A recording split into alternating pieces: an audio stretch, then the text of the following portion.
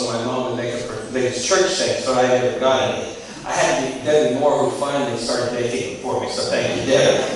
At any rate, great big casserole. Great wars to follow with this in families. Do we use mushroom soup or do we use chicken soup? Many did. Okay. Miss Cynthia, you may start the show.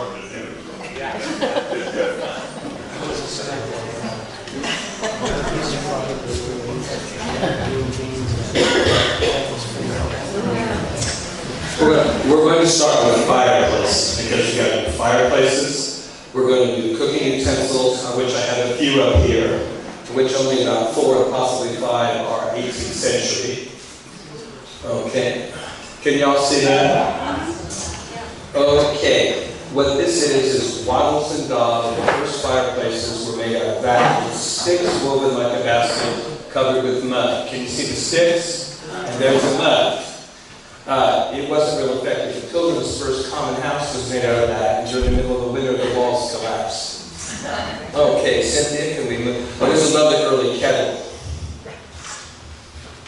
Okay, there's a house, there's the wattles, there's the daub. Okay, next. This is a wattle and daub fireplace. It just has a hood, and you can see the mud's falling off the sticks. Here's some early kettles on stone, and the thing behind it is stone. It was called a river boat, whatever that is.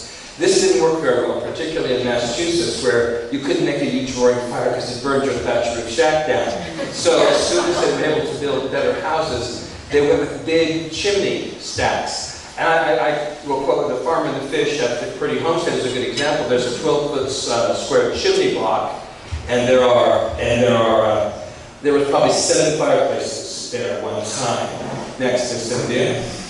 Okay, this is a pilgrim house. Let's see how big the fireplace is. Early kettles. Go ahead, Cynthia. Now this is a schematic. There you got your stone for the fire. Here's the interwoven sticks the mud went on, and they didn't have smoke detectors. Go ahead, Cynthia. Fire. Next. This is a Dutch fireplace. Now, this is at Phillipsburg Manor. What's interesting is that there are no jams. There's no signs on it, like a big hood.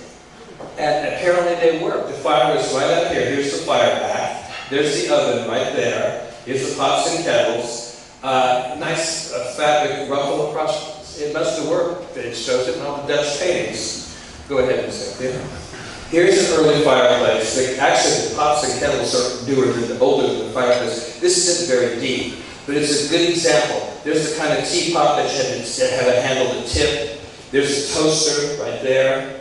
Up on the mantle, see that little cute little thing on 3 legs? That's a spider. And most of the utensils were on legs because they had to go into the fire.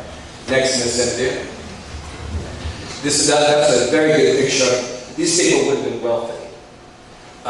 There's a work table. A lot of the tables were just trestles on boards on trestles, and they didn't have that much workspace. Supposedly they did a lot of things on their lap.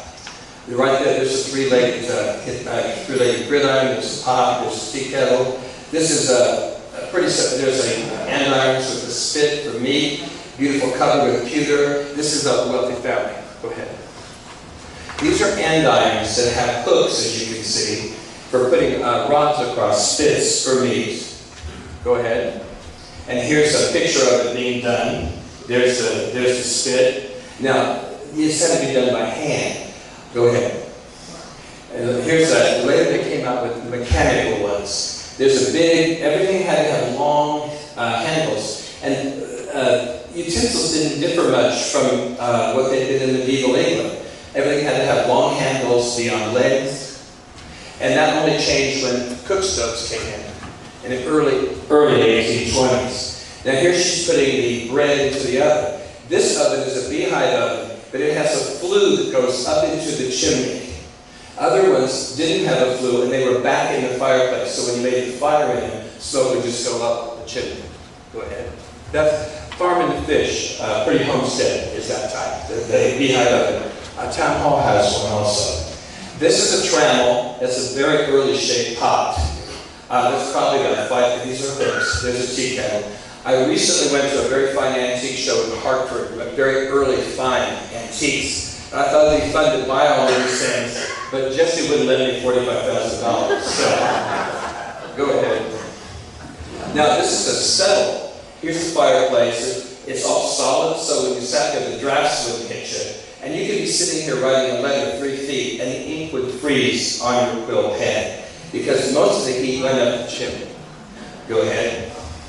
Here's a very good picture. Here you have the type of oven that had this flue. The smoke went in here, went up the oven. You heated it up. The ashes fell down here. You cleaned it out. Maybe put some leaves down. Put the bread on there. Shut the door. Some of them had wooden doors, and you had to seal them like with clay. There's a nice early pot. Here's some gridirons, tall. This is called a lug pole. The early fireplaces didn't have cranes. Came in like at 1740 or something. Before that, they just had a pole up here. And in the early days, before they had a lot of iron, they were wood, and they caused a lot of accidents and people died. That's the lug pole thing. So the crane, which had introduced mid-1700s, was a huge advantage.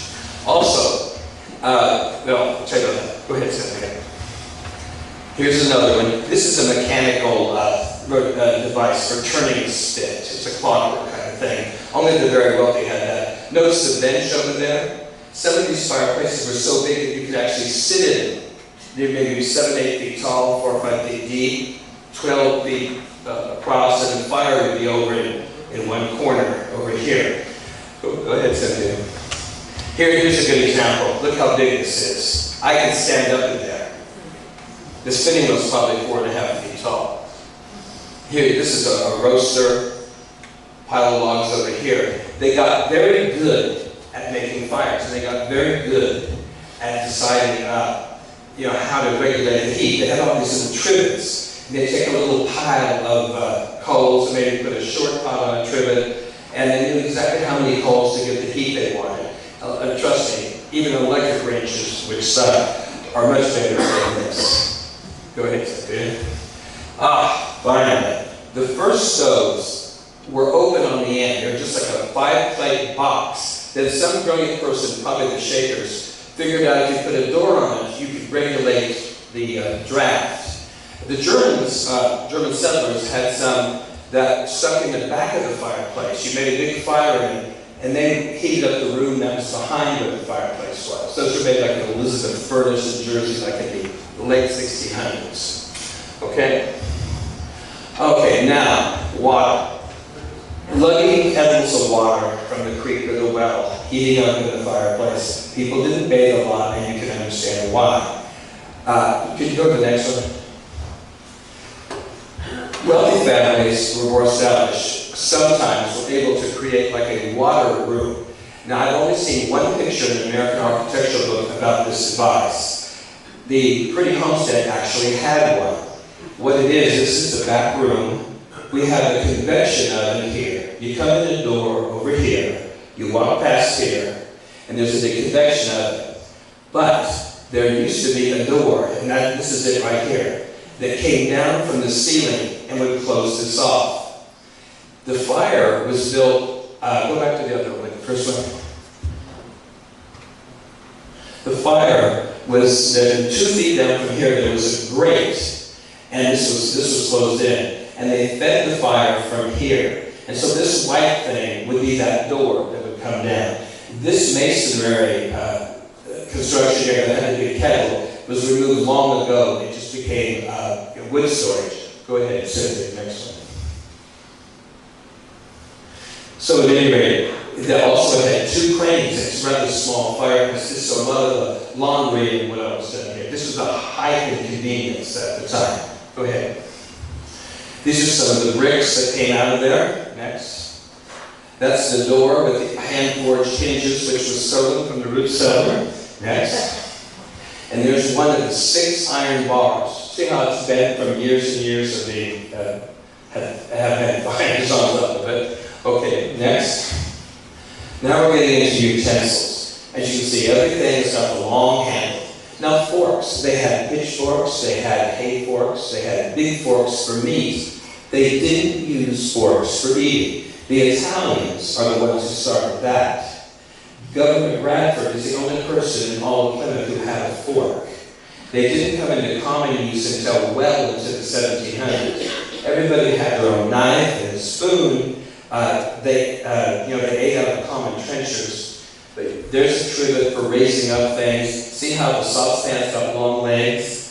See how the bake kettle? You could bake in that. You put hot coals on top of it, hot coals underneath it. You could bake a pie or bread in that. Gridiron, very important. Okay, Cynthia. There you go. That is a trencher. They were carved out of wood, and oftentimes people shared them. And there is in existence in some museum a tabletop which has 8 of those just carved into the tabletop. And you took the top off the trench, off the sawhorses, and you washed it off, and then you put it back. Of course, a large pewter came in later. Go ahead. Here we go. Here you got your bake oven in the corner. You got your pots. You got your andirons with the hooks. You got your pan with the long legs. Another frying pan here. A mortar, probably to crush salt or even dried corn. You got your strainer and your big meat fork there. This is the peel to take the bread and food out of the oven. Sometimes they have to stay in the oven all night long. Things baked for the whole, probably not bread, but things like baked beans. Go ahead, dear. Modern times have come. So in the mid-1700s, somebody invented a sheet metal roaster. This little door opened, and you could baste the meat that was on the stick. There's a hand crank, so you turned it, or you made the kids turn it. They also just hung meat like from a rope or something, and then spun it as they walked around. This is some kind of a clockwork. There's a pair of tongs. There's a crane. This is modern. A crane. Go ahead. Okay, here you go. Long gridiron, andirons with a shelf with long pan, tall trivet for the teapot, a toaster, and this one is hinged so you can pick it up and move it around. Go ahead. Corn was, of course, very important, and they'd sit around the fire winter nights to grate it and shovel it off the cob. Now, apparently, 1 bushel of corn seed would give you 87 bushels of corn, but I can't figure out whether that was on the cob or off. Obviously, if it was off the cob, it would be a lot more. Go ahead, Dave. Another trencher, wooden spoon. They carved wooden spoons, sit there whittling at night. The Indians also carved a lot of spoons and sold them to the colonists. There is a Dutch oven, which if you had nothing but this, you could get by on the frontier. Not well. Go ahead. Old-time kind of kettle legs. This is a Pilgrim period kettle. Long-handled frying pan, the gridiron. Okay, go ahead. This is not the good. Big brass pot. That's a trammel. That might be 6 feet long. You hung that off the crane or lug pole, and you could adjust it this way. This is a pigpen. It was an early ceramic 3-legged piece. They found them like the 1400s in England. They had these in Jamestown. They were only glazed on the inside, some on the outside, and actually you could cook on the fire with these. They've done quite a few of these, like at Williamsburg, places like that. You got your mortar. There's a piping back there, and irons with the hooks. Go ahead. This is a tavern, very well supplied. It had 2 fireplaces going. That's a foot warmer. You put the hot coals in there. And here's a double foot warmer for, I guess, someone you were courting. But this clutter is pretty much what it was like. Go ahead, Cynthia.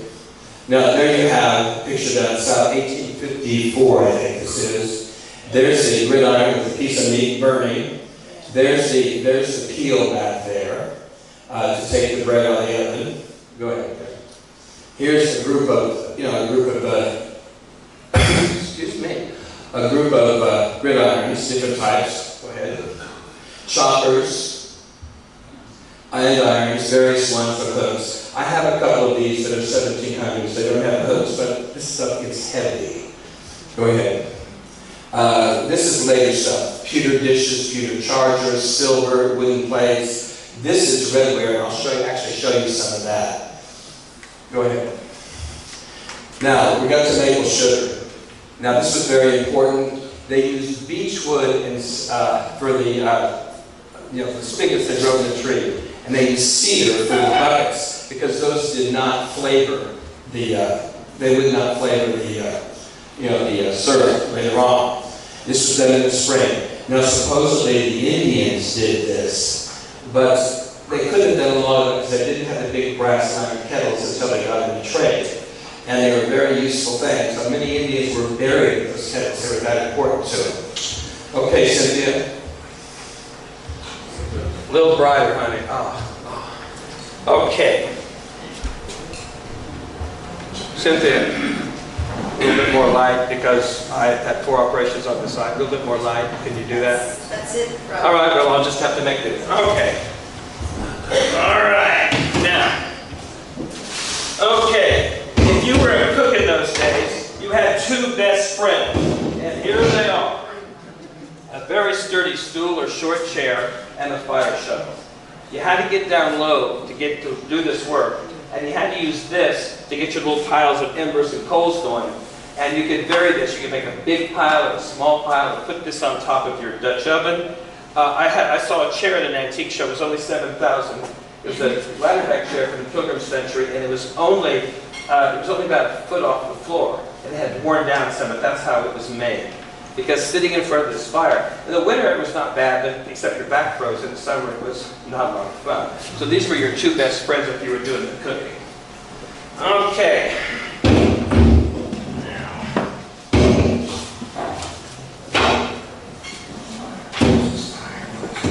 Now let's get, sorry. Is that working? Now let's get, thank you. Just My assistant is assisting me. Thank you, assistant, for your assistance. Okay. All right. Ceramics.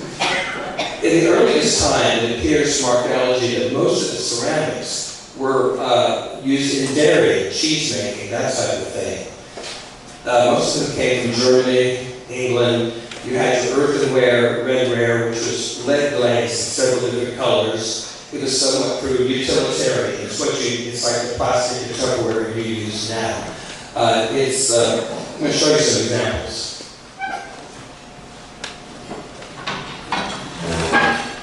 This is a redware glaze, which I thought was ancient. This could be as late as 1890, though, but they did have these in Plymouth. This came from Plymouth, the reconstruction, Plymouth Plantation. It's a redware piece, new, based on a milk pan, which was a dairy thing. You can see these are not glazed in back, they're only glazed on the inside, because that's where the ceramic was not impervious to water, it was porous. So the insides had to be glazed.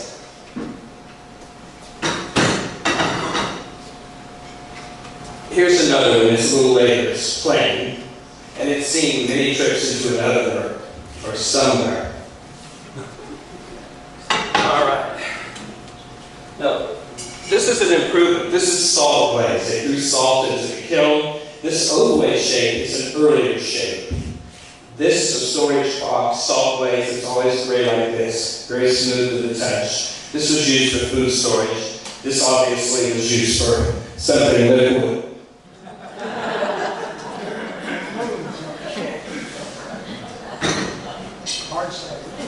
Yeah, we're getting there. We're going to get there. At any rate, the concept of matched sets of dishes didn't really happen until the late 1700s. The English, who gave us some of the best, besides the Chinese, of course, they gave us Wildenware, followed by creamware, followed by pearlware. Things coming from China, you could get things with the same design, and you could have things custom done, especially in the late 1790s, early 1800s. But it was the English in Staffordshire who gave us the concept of matched sets of things. Okay. So, but dairy seems to be the biggest use of ceramics in the old days. It wasn't until about the mid 1700s that they started using ceramics in other types of cooking and food serving. Now, the Pilgrims were smart. They realized that wheat didn't do well there, so they went to grains, barley, oats, rye, that would do better in their climate. They had chickens, pigs. They finally got cows. And they realized that they could get more produced by divvying out the land. And so they parceled out the land to individual families. The more kids you had, the more acres you had. And when they finally got beef cows in 1624, the herd grew rapidly and they parceled those out. So that when the Puritans, those wonderful, tolerant people that gave us the Salem witch trials came, they were able to sell at a great profit, cattle to the Puritans. At any rate, they were smart to do this because their crops increased greatly. All right, now we're going to get into actual food now. Corn. You all know what this is. This is what saved the lives of many early colonists, Indian corn. It's used now for decorating. Of course, we don't have to rely on it, but they did. There were people that ate this every day of the week for many years. Pumpkins, you all know them. That's the other one too. The Indians, especially the Iroquois, were great horticultural. They had vast fields of corn. They planted corn about every 3 feet. When the corn was 6 inches tall, they planted beans around the corn. So when the corn grew up, the beans would be like a beanstalk. Then every 7th hill of corn, they planted squash. And it has, of course, very broad leaves. And so when it shaded it, kept the soil moisture. Also, when you never plant crops like that, it apparently keeps the insects down. But corn, pumpkins, and beans were extremely important. They're called the three sisters: squash, corn, and beans. Beans are nitrogen fixing, very good, for the soil.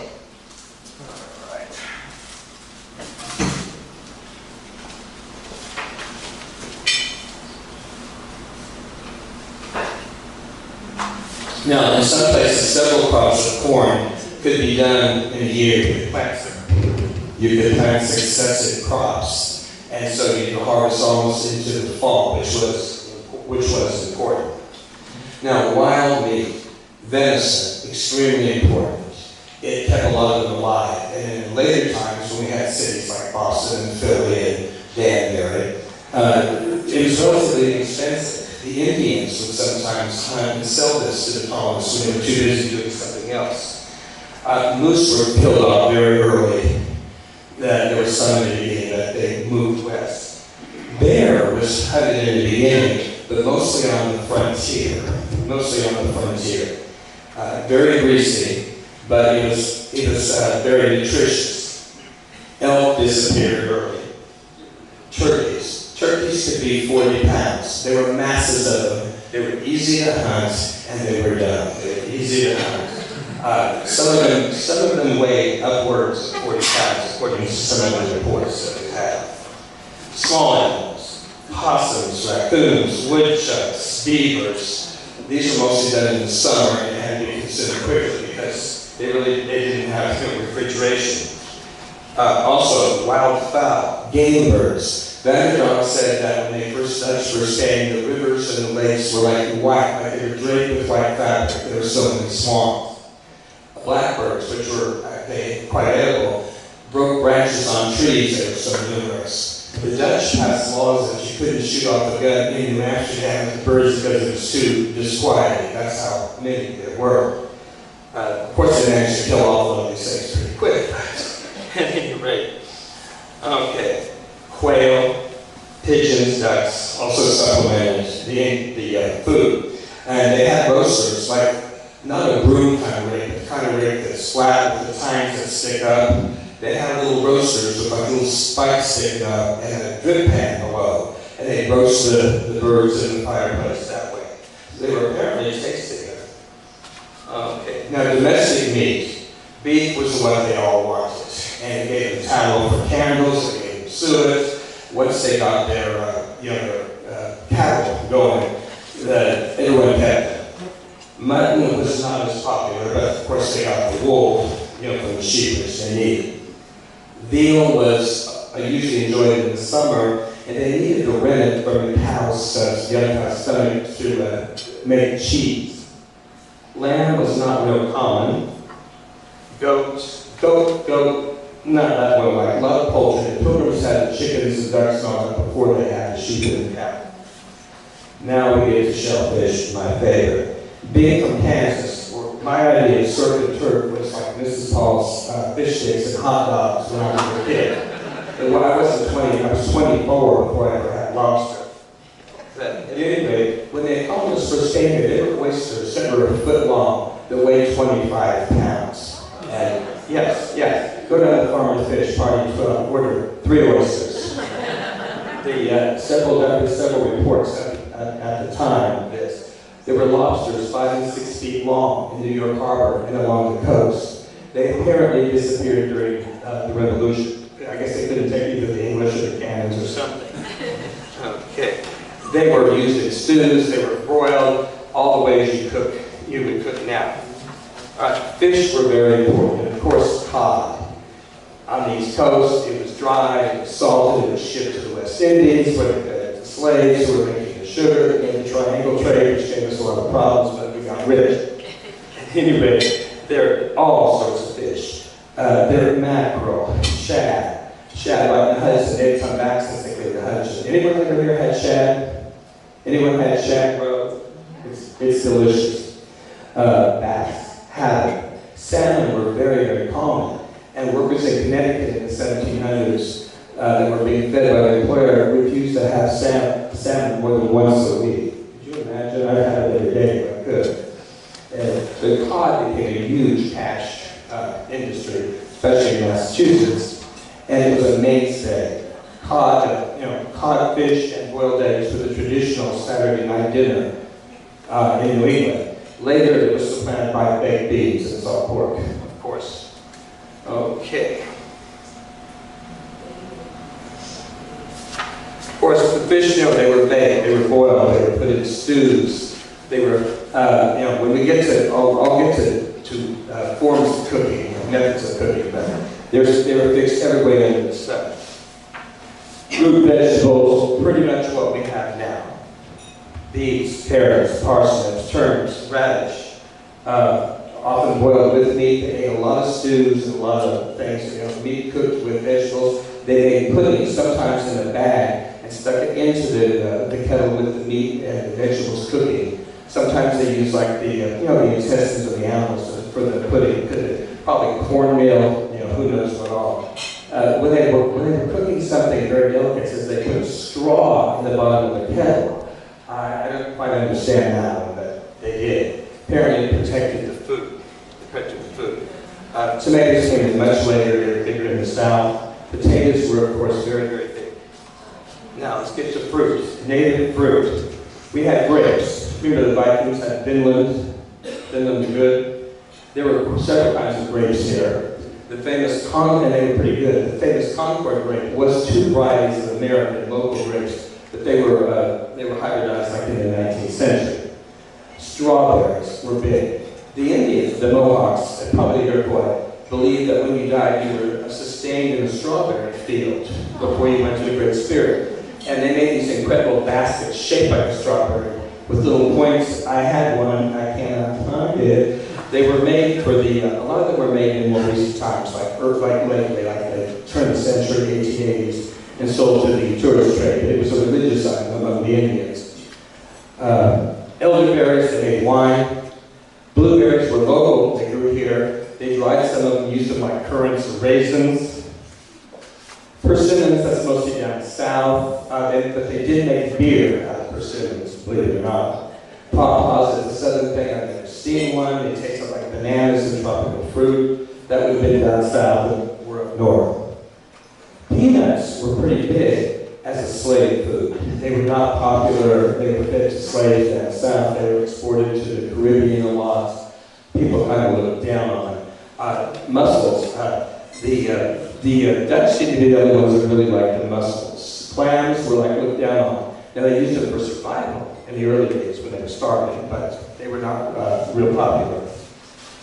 Plums grew here, both purple and yellow. Is this working? Yeah. Plums grew here, both purple and yellow. Cranberries were wonderful.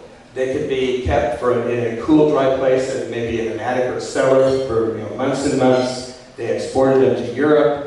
Of course, they had them with venison and with turkey, and that gives us what we call Thanksgiving. They were exported to Europe. They were dried. They were used in puddings. They were used in sauces. Pineapples, although they are in the Caribbean, wealthy people got them, and it's a colonial symbol of hospitality that you had to be pretty wealthy to afford them. A lot of these things were grown in the Caribbean, the West Indies, and brought here. Okay, raspberries were native fruits, as were blackberries. They used them, they ate them all fresh. They made wine. They used them like in preserves, sweetmeats, pies, tarts.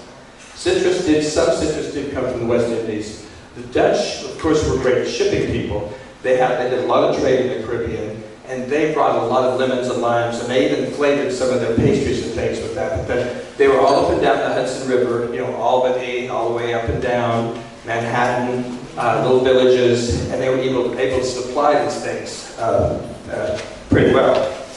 Domestic fruits, European. Quinces, the Dutch were huge on quinces. Peaches came from Europe. The Indians, Iroquois, had huge peach and apple orchards, which they got the plants, you know, from the Dutch. Plums, of course, you got that already. German settlers they never had enough plums to make the plum duff that the Germans liked, so the Germans started making apple butter. And of course, apples are one of the most important things that there is. We'll get to those. There were cherries here. They were brought from England, mostly the sour type, they believe. There were some sweet cherries, but not many. Currants came from, believe it or not, Portugal, Spain. They, pretty much only the wealthy could afford them. They were used in mincemeat and stuff like that. Raisins were larger then. They came actually on the stem, like grapes, and they had seeds in them. They actually, in the old days, they would decorate Christmas trees with raisins because you'd spread them out on the branches of the tree. Dried apple slices, too, called snicks, that were early among the Germans, an early Christmas decoration. Okay, grains. The poor pilgrims didn't grow wheat well, but they grew other things. They traded wheat elsewhere. They grew a lot of rye, they grew a lot of barley, they grew a lot of other things that would do well there. And they used a lot of corn in their breads. There's a theory that the Salem witch thing happened because of ergots, a mold in the rye, which causes hallucinations. I don't know. There's several historians that believe that's what caused that. I think it was just a Puritans. Anyway, oats grew better down south. They were very popular among the Scots. Buckwheat, the Swedes like that. They were down in Delaware. Barley was used mostly for making beer, malted for making beer. Bread and baking. Now the Dutch had a tremendous baking tradition. They regulated the size and cost of bread. They had many forms of baked goods, and when they came here, the Indians went crazy. The Native Americans, sorry, we did not get PC, but they had, the Indians loved baked goods, and they traded, so they had to pass laws to protect the Indians. Oh yeah, here's 3 cookies, I'll take those 17 beaver pelts. They had to protect them. But when grain was, and wheat was in short supply, you weren't allowed to trade it to the Indians, and people were fined when they caught the Indians sticking out the back door with loaves of bread. They actually had a law about that. Bread was all, especially on the frontier, bread was always, loved. Now, the sweet things, the colonists apparently brought the honeybee. The Indians claimed they didn't have it. They called bees English flies. But honey was a very important sweetening ingredient.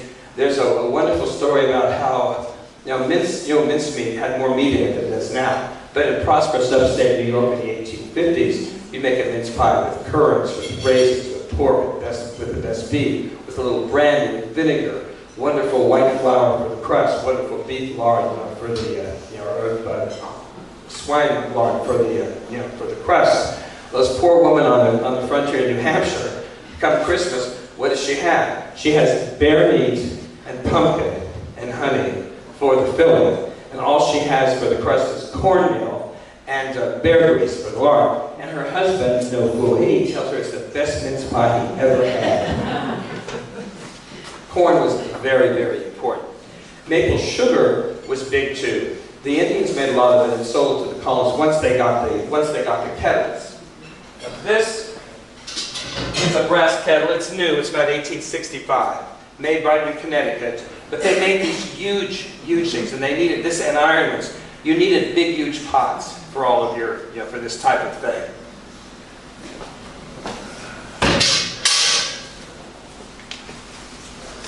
Okay. Now sugar was done in the West Indies, and of course done by slaves. The Dutch were huge in the sugar business, and they were huge in the slave trade. Curaçao was the biggest slave port then in the West Indies. The Dutch did a lot of trading. The Phillips family, they were very, very big in trading in the sugar. Most of the sugar was sent to Europe for refining, and they made it into these big cones about this tall. And they were like a perfect cone. They were covered with a purple blue paper that had a dye in it. They would save the paper to dye things like blue. And you had to have a pair of sugar tongs to break up the sugar. Now, Vanderdonk says that the Dutch women, when they had their tea, would put a piece of sugar in their mouth and then drink the tea through the sugar. Or have the sugar on a piece of a string hanging down, and they would pass it around and take a bite out of it. I didn't see that, but Vanderdonk said that. Okay, now we're going to get to beverages now. Beer was extremely big, Holland, England, everywhere, because the water was so terrible.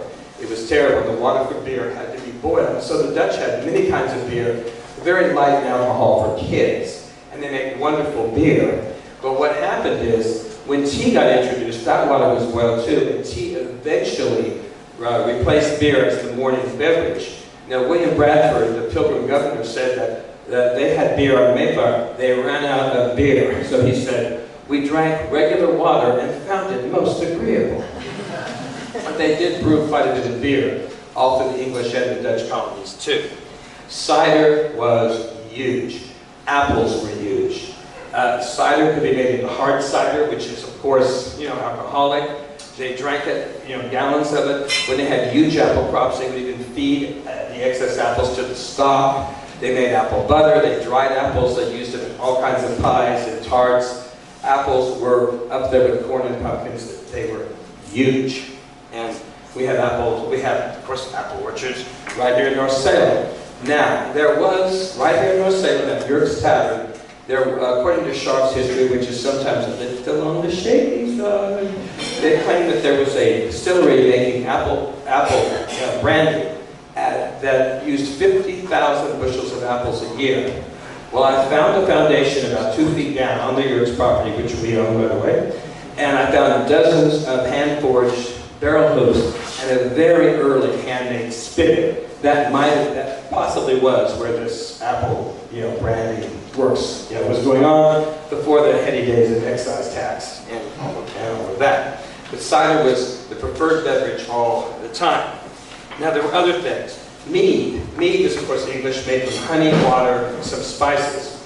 I've never had it. They also had something called metheglin.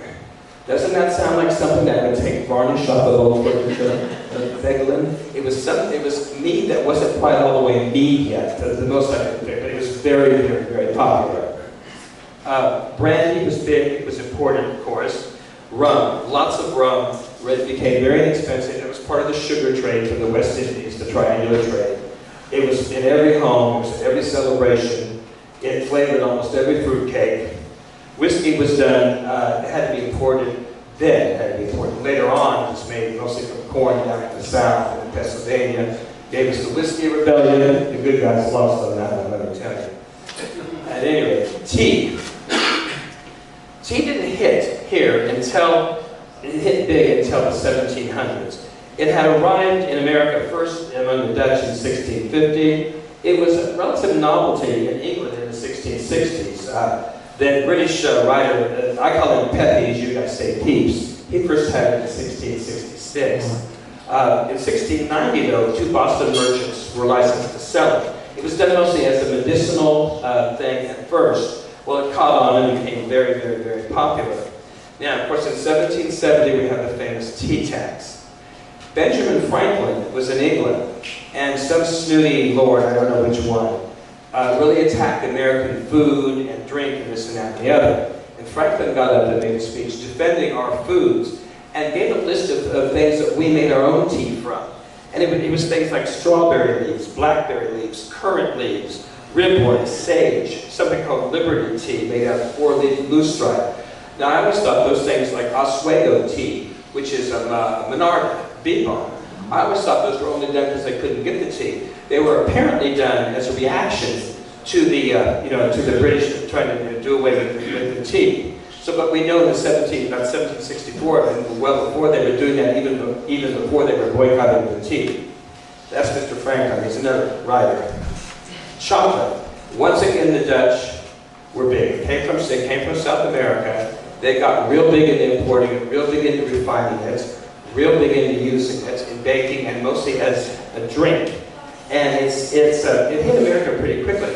In Massachusetts, at a very early date, one Dr. James Baker. Now, I always thought that Baker's chocolate was the woman you showed, the look was a woman carrying a cake or something. I always thought it was for bakers. No, Baker was a real man.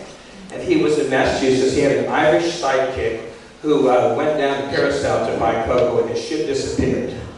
Now, can anybody here tell me what date the Baker chocolate dates from? Anybody? You'd win a free bar of Baker's chocolate. Well, it's 1780. He was making it as early as 1764. His company was reorganized with his son, and so everything that Baker's chocolate says since 1780. That's pretty early. Abraham Lincoln briefly had a retail grocery store in New Salem, Illinois. The town's totally disappeared. But Baker's chocolate, this is in 1833, Baker's chocolate was the only trademark item sold in the Lincoln Berry store, so it's been around a long time. It was probably mostly used as a drink, in the early days. Coffee came, again, from our friends the Dutch. There were coffee plantations, of course, in Java. A lot of it was processed in Holland and brought here. It became very popular in America as opposed to tea, which we identified, of course, with the English. But at the time of the Civil War, it was given out as rations, and thousands of the soldiers had never had it until then. After the Civil War, it becomes universal. We're coffee, England is tea. Okay, now let's get to cooking methods. Frying was, of course, done just like we do now in those long-handled frying pans. Here's one. Notice the 3 legs. This is kind of a deep one. Could be a saucepan too. This is late. This is probably like 1820 or something. This isn't really old. Frying was big. On the spit was big. Broiling. Now, to broil, that was a problem. You had something called a salamander, or if you had an iron peel, the thing that puts it in takes out the bread. You had to put it in the hot coals, get it real hot, and hold it over the food. Now, you might have rested it on something. That's how broiling was done. Beef, mutton, fish, all that stuff. Was done. Was broiled. Grilling, roasting, baking, and of course, toasting with those wonderful toasters. Boiling, soups, stews, immensely popular. Probably most of the food they had were soups and stews. Puddings were big, made different ways. Some were sweet, some were like Indian pudding with the corn and the milk and all that. Stewing was big. Preservation, salt. Salt was essential. During the Revolution, the Committee of Safety parceled out salt. And we have lists of who got the salt here in the 1770s. And there's a lot of names there that were not originally from North Salem. There was apparently a large population of Patriot refugees here. The people that captured Major Andre, Benedict Arnold's sidekick, were Patriot refugees who were living here at the time.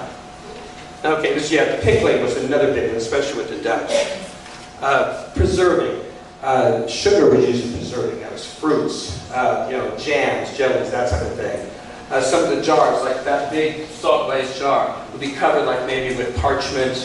They really didn't have paraffin then. Some things, like some meats were covered with a layer of salt.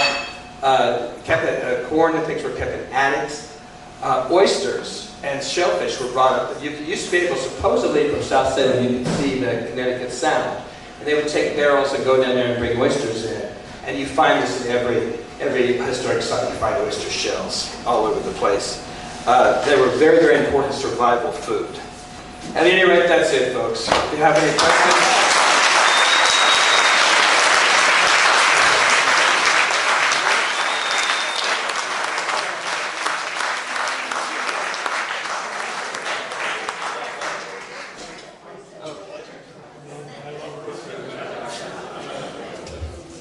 Thank you, Robert. You're welcome, Donna. I learned a lot about cooking.